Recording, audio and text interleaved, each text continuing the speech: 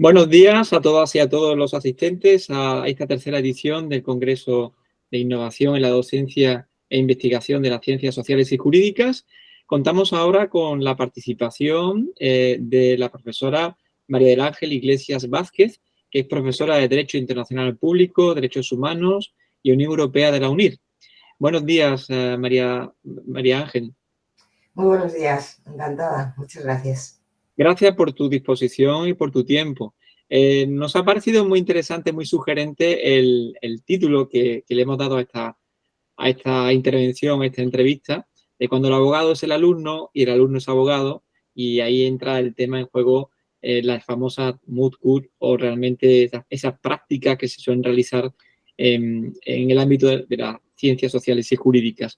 Bien, ¿cuál es tu experiencia respecto a los moot, ¿no? ¿Qué es un moot? Si, para el que no sepa qué es, si nos puedes introducir un poco en esta definición o esta metodología. Bien, muchas gracias.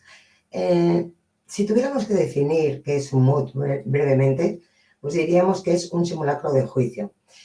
En tanto cursan el grado, los estudiantes tienen la oportunidad de realizar pues, una tarea a la que en el futuro tendrán que enfrentarse, un juicio, por lo que un moot es un modo de poner en práctica aquello que van aprendiendo con la teoría. Son abogados a la vez que estudiantes y viceversa, ¿no?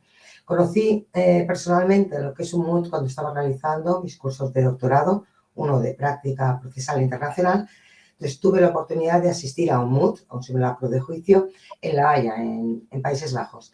Y claro, ver lo que los alumnos eran capaces de realizar y en el marco incomparable del lugar, ¿no? La sede del Tribunal Internacional de Justicia, pues me llevó a la decisión, ¿no? De llevar a cabo esta experiencia con los alumnos, si algún día llegaba a ser profesora, en mi caso de Derecho Internacional.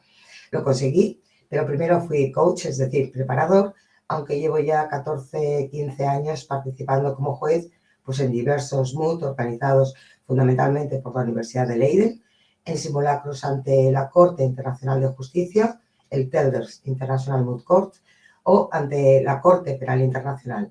Este tiene una edición en inglés y otra en español. También he participado como juez en otros, como el de Derechos Humanos, el Nelson Mandela Moot Court en Ginebra, se realiza la sede de Naciones Unidas, o en el IESAP, que es el más antiguo, este data de 1960. Tanto a nivel mundial como continental, estos MOOC llevan realizándose desde hace mucho tiempo, y en el ámbito europeo el MOOC Telders tuvo su primera edición nada menos que en 1977. Yo creo que si ya estaba convencida de que la participación en un MOOC es una experiencia grandiosa para los alumnos, con el tiempo voy ratificándome totalmente, no ya en la conveniencia, sino diría en la necesidad de que el estudiante del derecho participe en un simulacro, sea internacional, regional, nacional o incluso local en sus propias universidades. Bien, pues en relación a lo que nos está trasladando, me parece muy interesante, aprovechando concretamente toda su dilatada experiencia con el tema de los MOOC, sí que me gustaría un poco saber qué competencias se desarrollan, es decir, qué añadido representa para el estudiante esta metodología que nos está describiendo. Bien, la realización de un MOOC supone que el estudiante desarrolle de una forma óptima las competencias necesarias para el futuro ejercicio de la abogacía. Hay que tener en cuenta que la teoría aprendida debe saberse aplicar y nada menos que llevar un caso adelante cuando se está cursando los estudios, de manera que los profesores puedan ir encauzando a los alumnos en las habilidades requeridas, ¿no? Para ese futuro profesional, habilidades tanto formales como de fondo. De hecho, son muchas las universidades que contemplan en los grados y posgrados la realización de un MOOC como parte integrante del sistema de estudios. Se trata de un supuesto práctico, pero, como digo, de forma integral. Hay una parte escrita y una parte oral. Y si tenemos en cuenta las competencias señaladas en los planes de estudios del grado, las de un estudiante de Derecho pasarían por saber interpretar y aplicar las normas con la debida argumentación, para lo cual, por supuesto, es necesario previamente la identificación del problema legal, de sus soluciones, partiendo como diría, del debido dominio de los hechos acaecidos, sabiendo, como he dicho, interpretar el derecho, pero en su realidad actual, y aplicar las normas jurídicas pues, para hallar la mejor solución. Una solución que debe ser crítica y que pasa también por la adopción de una buena estrategia. Es decir, el dominio de la ley en sí, pero también de la técnica es necesaria y todo ello mediante el trabajo en equipo. Es que hay que tener en cuenta que estos simulacros no se realizan de forma individual, sino en conjunto.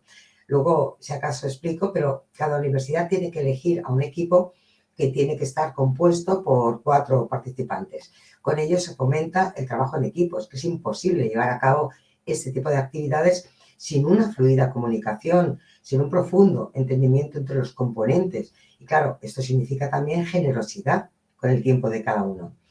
Y con el desarrollo de las competencias referidas a, por ejemplo, la redacción de textos jurídicos, pues sin duda se desarrolla la capacidad de análisis y de síntesis, de concreción, de claridad expositiva en la exposición del problema, con una estructura adecuada, una lógica de planteamiento y de solución. Y claro, todo ello de forma convincente, diría suficientemente persuasiva desde esta etapa inicial, ¿no? Que supone ya en la vida de un abogado por la redacción de un escrito, de una demanda, por ejemplo. Con ello, si nos damos cuenta, el alumno lo que realiza es una investigación, un estudio profundo del tema. Los estudiantes deben buscar la información relevante, proceder a su selección, análisis, síntesis, y todo ello también requiere pues, de una debida planificación, de una organización del trabajo a realizar. Y otra cuestión importante a resaltar es la del, como diría, la del desarrollo de estas competencias en un idioma extranjero. Hombre, ciertamente hoy día hay MOOC internacionales en español también, en francés, pero todavía la mayoría, los internacionales, son en inglés, ¿no? Con ello, y dado que el ambiente de nuestros trabajos generalmente no es local, el desarrollo de la competencia relativa a lo que estoy comentando de la redacción de textos jurídicos en otro idioma, pues es sin duda un añadido. Escribir en inglés supone usar una gramática distinta, ¿no? Menos complicada, diría yo, que el español. Pero bueno, como todos sabemos, perdón. Sí, no, claro, es que nos ha explicado cuál es la experiencia, cuáles son las competencias, que además que han quedado muy claro que son competencias muy relacionadas con la formación de un jurista, ¿no? El análisis, la interpretación, el trabajo en equipo, el debate, obviamente, la confrontación de ideas. Pero claro, hasta ahí la teoría está muy bien, ¿no? Pero claro, yo lo que me gustaría también preguntarte es, ya se ha sacado el tema del inglés, ¿no? Sí. Decirnos un poco cómo se materializa el transcurso de un MOOC, es decir, cuál es la sistemática en la realidad, es decir, cómo se lleva todo eso en la práctica. Vale, pues un MOOC tiene programadas 2 fases, ¿no? Como un asunto judicial en general, una fase escrita y una fase oral. Normalmente participa una universidad por país, ¿no? En algunos MOOC, como en el GISAP, pues incluso por regiones del mundo. Entonces, como digo, habitualmente compiten por cada universidad 4 alumnos. 2 tienen que realizar la tarea del demandante y 2 el demandado. Lo que ya en principio pone sobre la mesa por la cuestión de lo que decía antes, ¿no? Del trabajo en grupo, del buen entendimiento entre los componentes. Entonces, se ofrece un caso con varias cuestiones, suelen ser 4 preguntas a desarrollar, pero a defender desde ambas posiciones, las que he mencionado, del demandante y del demandado. Y aquí habría que señalar que entre las que se han de defender hay posturas que a priori parecen asequibles, pero junto a ellas hay algunas que en principio parecen imposibles, ¿no? De ahí que el tomar una buena estrategia sea muy importante. Claro, esto no es posible sin una buena identificación de los hechos, de lo que ha ocurrido y de la aplicación del derecho, ¿no? Entonces, por recordar lo que he dicho, cada universidad lleva 4 alumnos. 2 defenderán la posición del demandante y 2 la del demandado. Se realiza entonces un escrito que tiene una extensión limitada, el llamado memoria, ¿no? Que sirve, hablamos en competencias del grado, pues para trabajar en una buena redacción, haciendo un escrito fácil, un escrito comprensible, con una lógica, una estructura, una expresión clara en términos gramaticales, ¿no?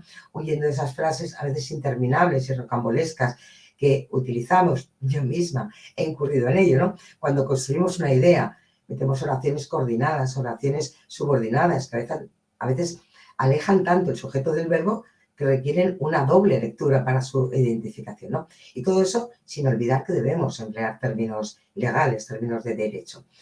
Bueno, como he dicho, al existir una limitación en cuanto a la extensión, se trabaja y se mejora la capacidad de concreción, de síntesis, de ir al tema concreto, como diríamos, de no irse por las ramas.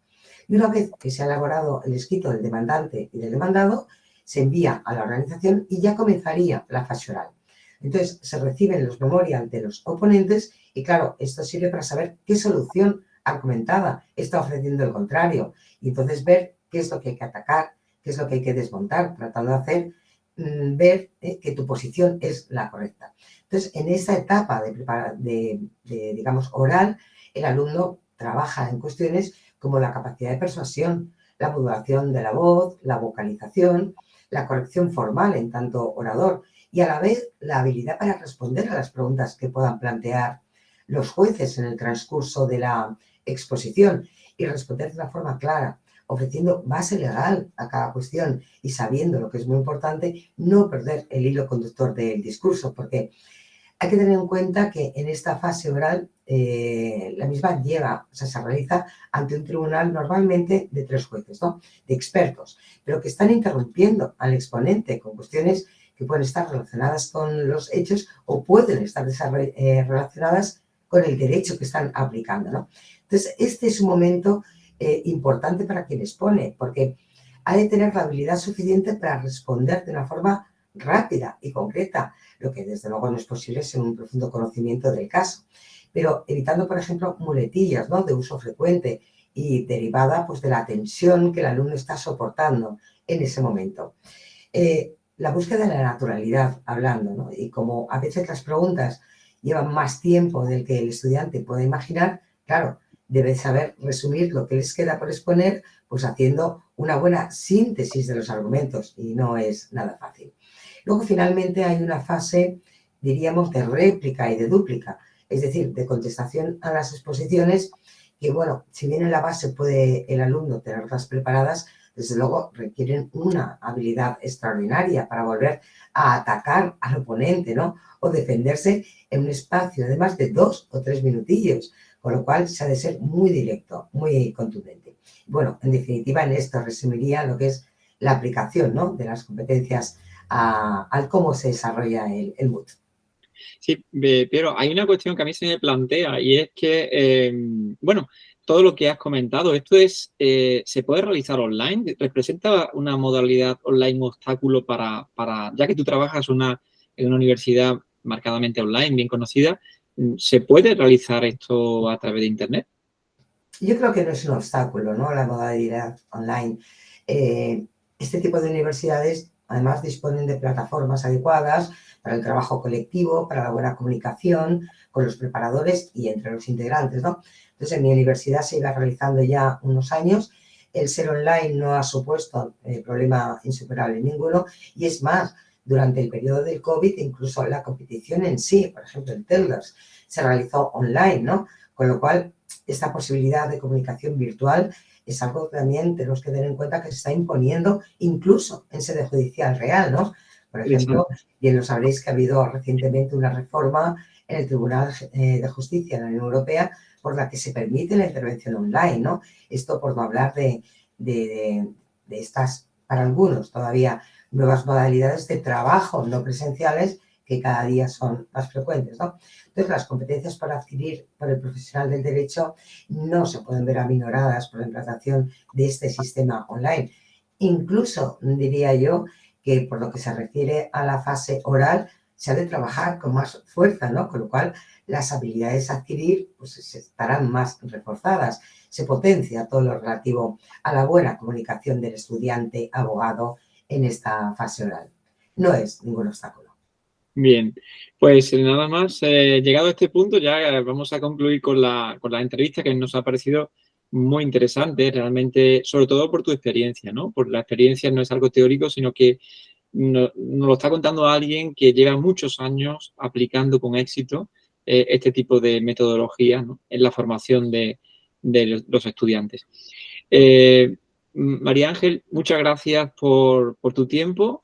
Gracias por contar con nosotros, con este congreso, y ya sabes que puedes continuar conectada si te apetece para escuchar las siguientes comunicaciones y conferencias. Gracias y seguimos en contacto. Por supuesto, muchísimas gracias a vosotros. Hasta luego.